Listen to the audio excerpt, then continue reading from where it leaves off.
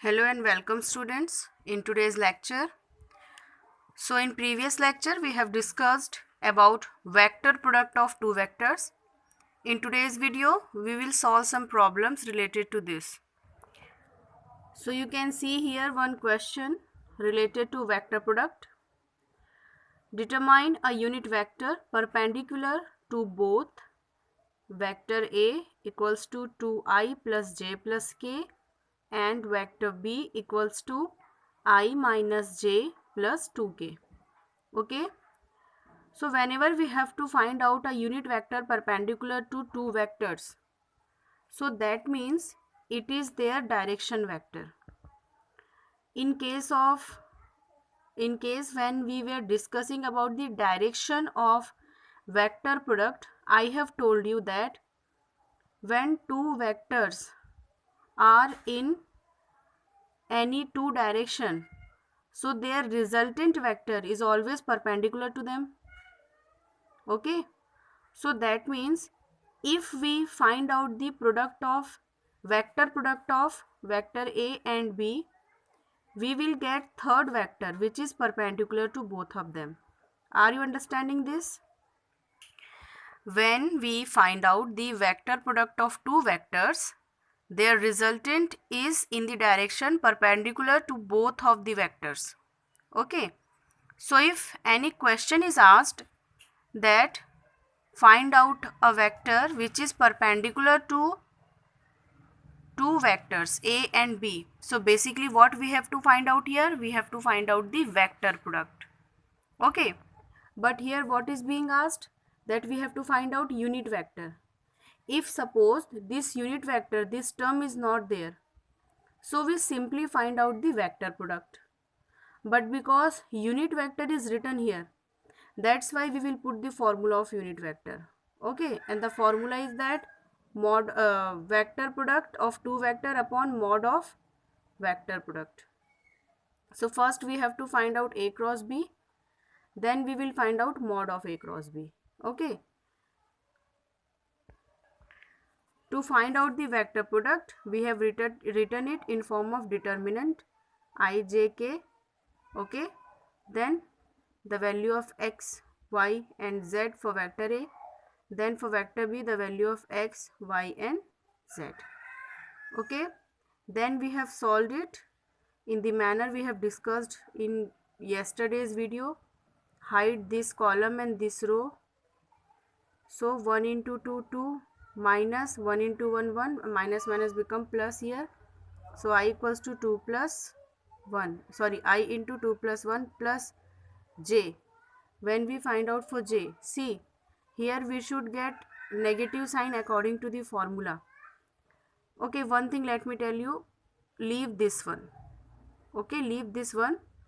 You try to solve this determinant A cross B according to whatever formula I have told you in yesterday's video. Then you will get this value, 3i minus 3j minus 3k. Okay, you try to solve this according to how I taught you yesterday, you will get this one. Okay, so this is the value of A cross B. Then we have to find out mod of A cross B. So when we find out the mod, this is the formula, root over x square plus y square plus z square. So we put value of x, y and z 3 3 3, we get 3 root 3. Okay, so now we put the value here.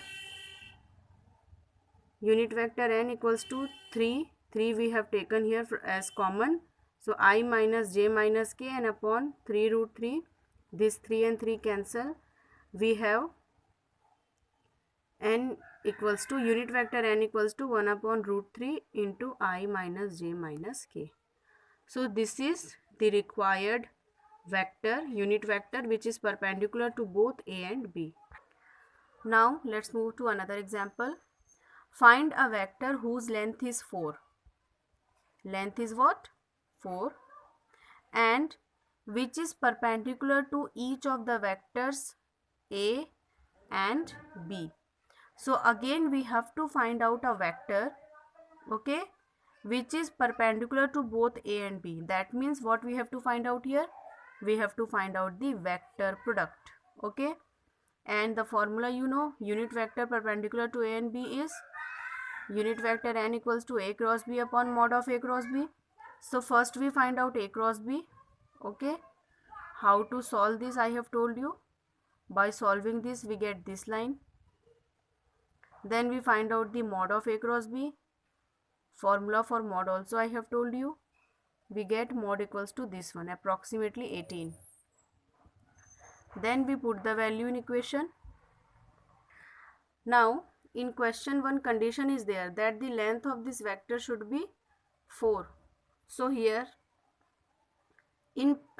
what we will do, we will multiply 4 both the sides.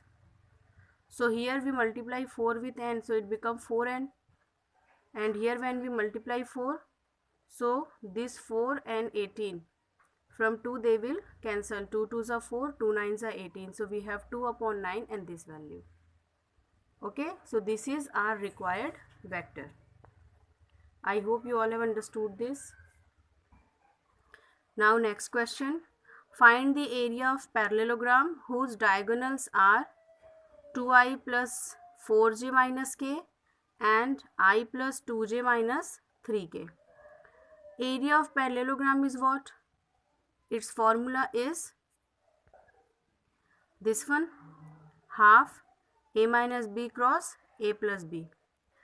Actually here two adjacent sides we have shown by two vectors, vector a and vector b. Then we find out a plus b and a minus b. So when we find out a plus b, we add I to I, j to j and k to k. By that we get 3i plus 6j minus 4k, and when we find out a minus b, again I minus I1, j minus j, k minus k. So we get this line, I plus 2j plus 2k. Okay, so this value of a plus b and a minus b we put here in this formula. And here you can see cross is there. So now we find out their cross product. After finding out their cross product, we get this line. Okay, minus 20i plus 10j. Okay, now 2 is here. So 2 1s are 2, 2 10s are 20, 2 5s are 10. So we get this line, minus 10i plus 5j. Okay, now area is a scalar quantity. Here we have find out in terms of direction also. So this one is the vector quantity. So what we have to do, we have to remove direction from here. So we will find out the mod. So area will be, when we find out mod of this, it will be over root minus 10 square plus 5 square, or this one 5 root 5 square units. So this is our required area. Now next example is there. For vector a, b and c, prove that a cross b plus c plus b cross c plus a plus c cross a plus b equals to 0. So what we do, we first open the bracket. So a cross b plus a cross c plus b cross c plus b cross a plus c cross a plus c cross b. Now when we rearrange this, a cross b, a cross c, b cross c, okay, this will remain same.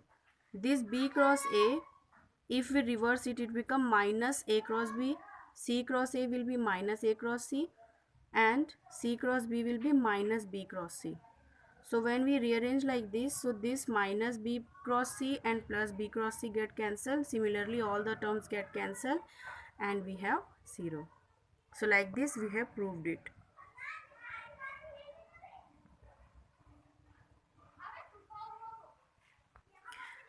Now our next and very important topic of this chapter, projectile motion.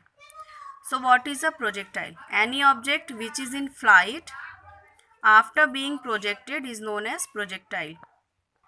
For example, if you throw a stone, so the time for which the stone is in flight, okay, the moment you throw the stone to the moment it touches the ground. Okay, till that moment the stone can be called as projectile. So when we throw a stone, we give the stone some initial velocity. Okay, after getting that initial velocity, it moves in horizontal direction, but because of gravity it moves in downward direction as well. Okay, so the path of its motion is not horizontal, but it is having a curved structure because of the velocity and the direction with which we have thrown the stone. That gives the stone horizontal motion, but because of gravity the stone gets vertical motion. So horizontal plus vertical motion creates some different type of path.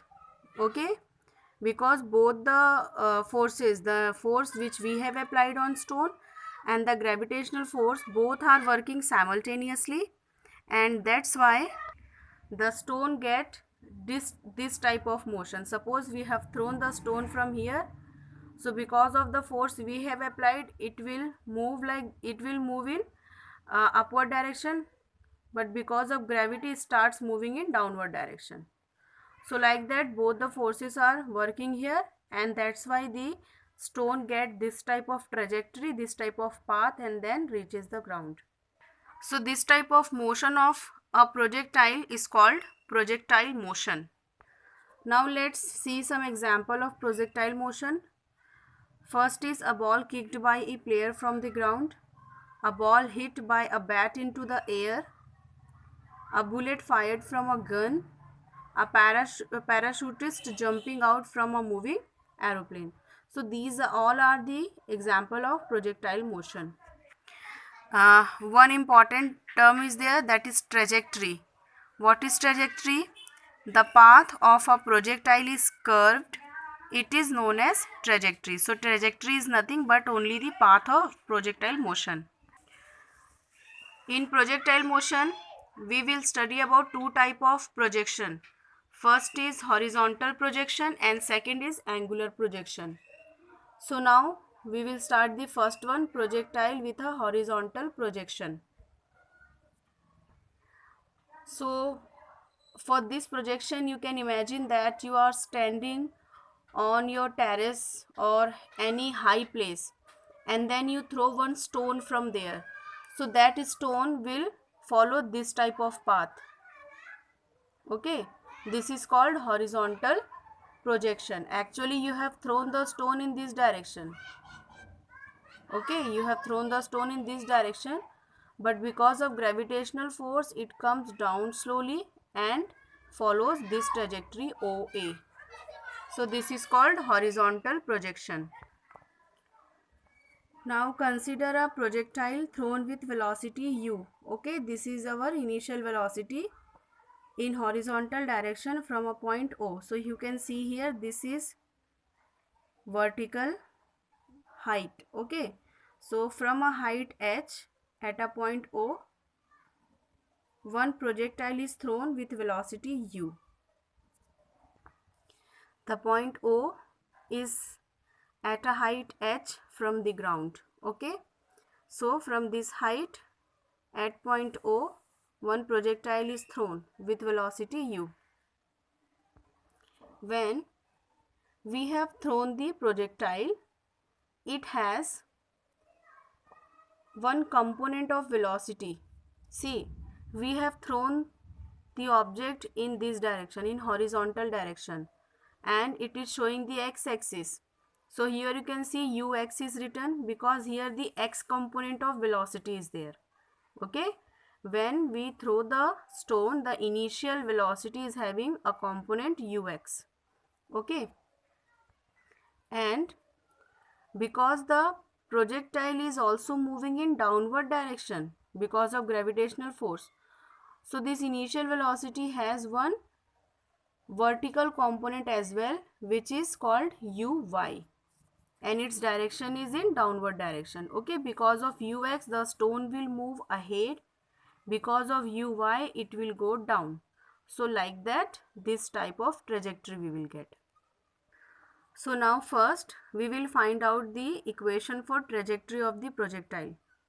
Let the object be at point P xy after time t. So let's understand it by figure. So suppose your projectile is moving from O to A. Okay. Suppose when it is at a particular point P, during its motion, suppose after time t, when we have thrown the projectile from O, after time t it reaches a point P. At point P, suppose its position can be given by xy. In x-axis, suppose it has traveled x distance. In y-axis, suppose it has traveled y distance. So its position can be given by xy. Okay. Now, from the second equation of motion, the position of object along horizontal is given by x equals to x naught plus uxt plus half axt square. Now don't be confused that the formula of second equation of motion is s equals to ut plus half at square. Okay, where s is what? Distance. So that s can be written as x minus x naught, final position minus initial position. So that x naught is transfer here this side, so it become plus. Okay, are you understanding this? So suppose this is the formula of second equation of motion, where in place of s we have put x minus x naught, final position minus initial position, means distance only. So s equals to ut plus half at square. Now one thing you keep in your mind, that we have taken the x components only.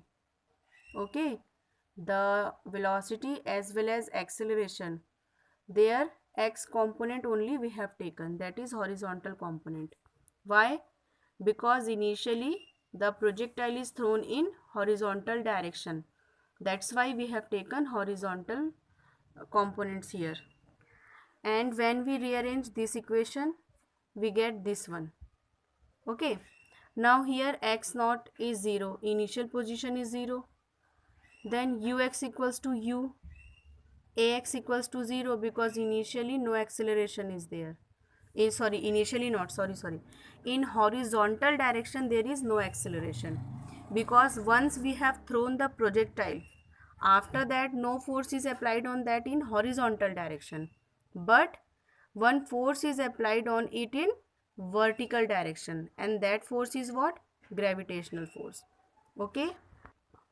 So when the projectile is moving here, whatever acceleration is produced here, that is because of gravitational force, and that's why the projectile is coming down.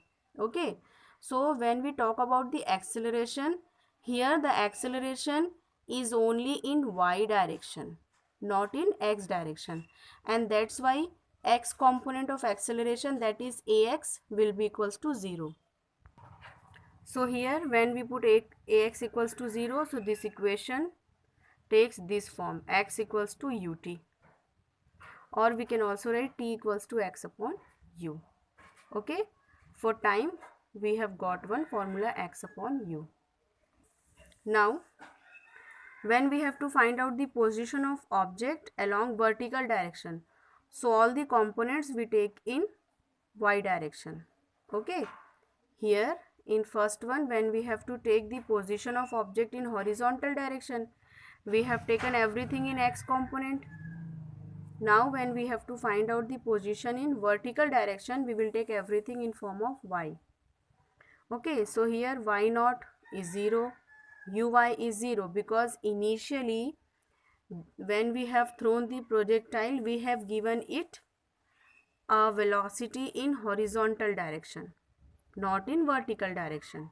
Okay, so the initial velocity's vertical component is 0, and ay equals to plus g. Why? Because of gravity, the projectile is coming down. So when it is coming in downward, when the projectile is in downward motion, the gravitational acceleration is positive. So ay equals to plus g. When we put all these values here, we get y equals to half gt square.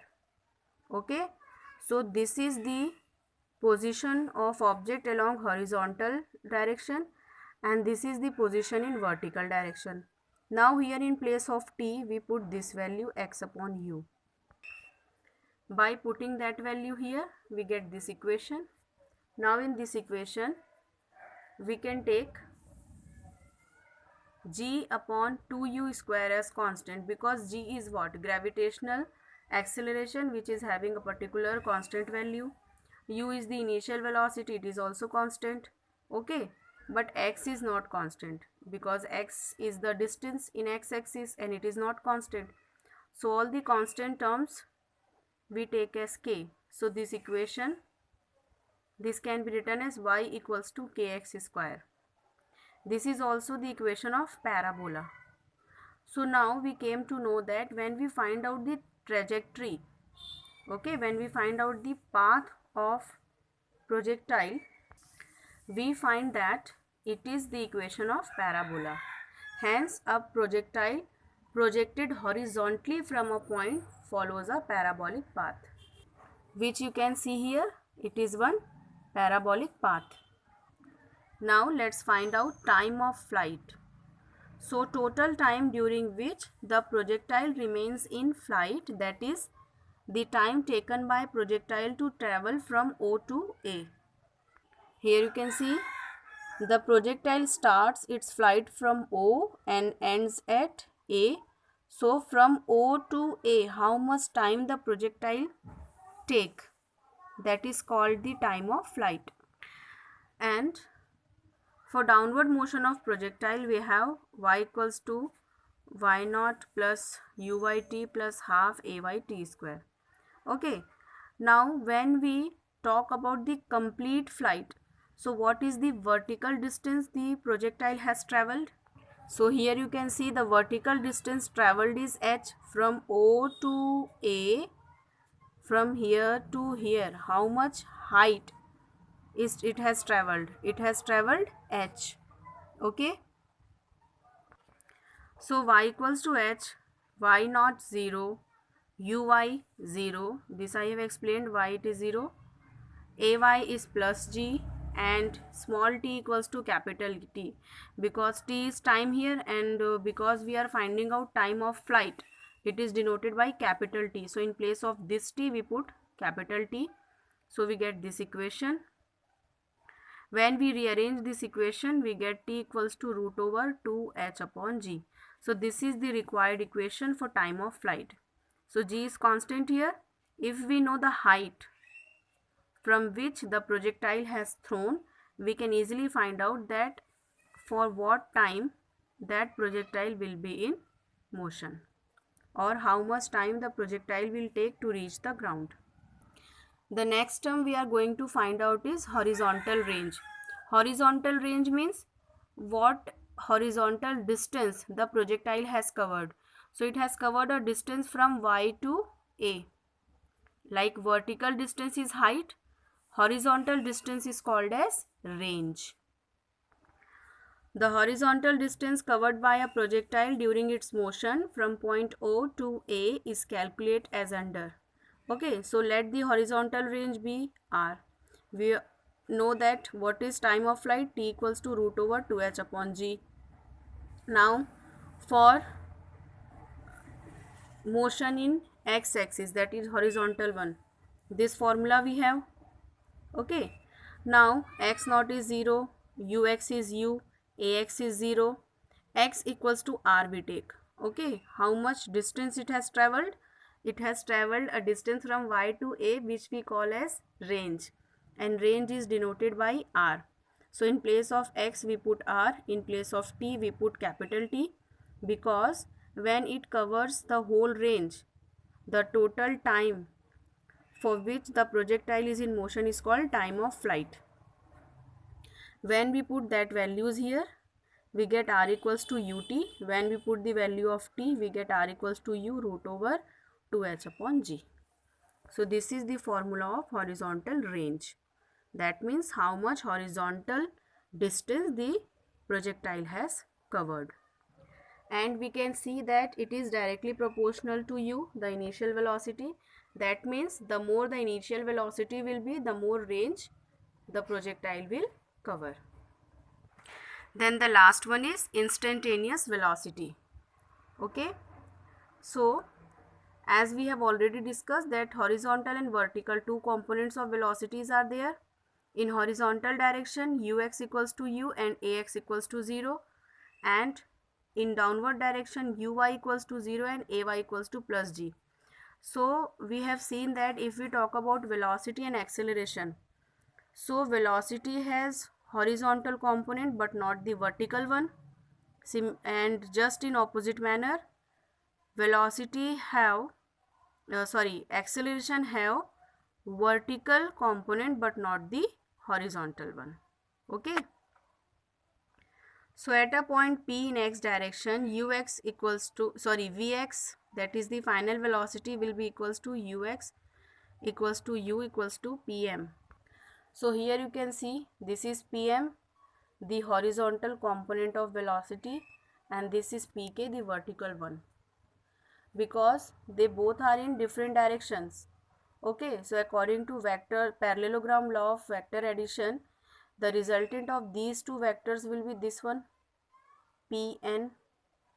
It is the horizontal component of velocity, this is the vertical one. They both are two vector and their resultant is this one, pn. And the horizontal component is making one angle beta with the resultant.